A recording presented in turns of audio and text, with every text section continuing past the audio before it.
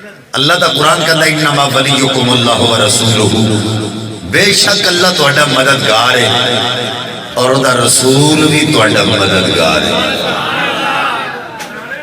والذین آمنوا الذین یقیمون الصلاۃ ویؤتون الزکاۃ وہم راکعون، جو لوگ جڑے ایمان لے کے آئے پھر نماز ادا کر دیں، زکات دے دیں، وہم راکعون، پاویں رکوع دی حالت وچ کیوں نہ ہو۔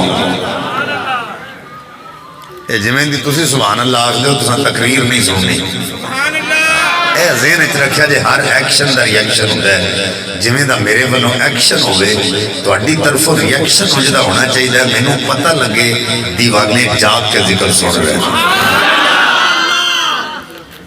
میں ستے بندے نو خطاب نہیں کرنا، اگر میں ویکھ لیا کہ تسی بندے سست ہو تو میں تقریر چھڑ دینی ہے، بالکل کوئی مجبوری نہیں کہ میں تانوں تھکا کے اکا کے ذکر سناواں۔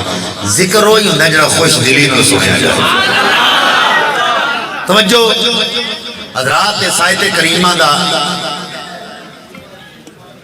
پہلا ترجمہ جڑا میں کیتا، توجہ کرے جے، اللہ بھی تہاڈا ولی ہے۔ اے دا پہلا جواب ہے کہ جڑے بندے کہندے نے کہ ولی اللہ کیا ہے، یا ولیوں کو کیوں مانتے ہو، یا ولیوں کے مزارات پہ کیا لینے جاتے ہو، یا ولی کون ہے؟ اللہ کہہ رہے انما ولیکم اللہ ورسولہ، اللہ بھی تہاڈا ولی ہے، اودہ رسول بھی تہاڈا ولی ہے۔ یہ ایک مسئلہ حل ہو گیا کہ جو کہتے ہیں آج کے بعد بھی اگر آپ کو کوئی کہے کہ ولی کیا ہوتا ہے، یا ولیوں کے پاس کیا لینے جاتے ہو، یا ولیوں کی کیا شان ہے، تو ان کو آپ نے یہ قرآن کی آیت پڑھ کے بتانی ہے کہ اللہ بھی تمہارا ولی ہے، اس کا رسول بھی تمہارا ولی ہے۔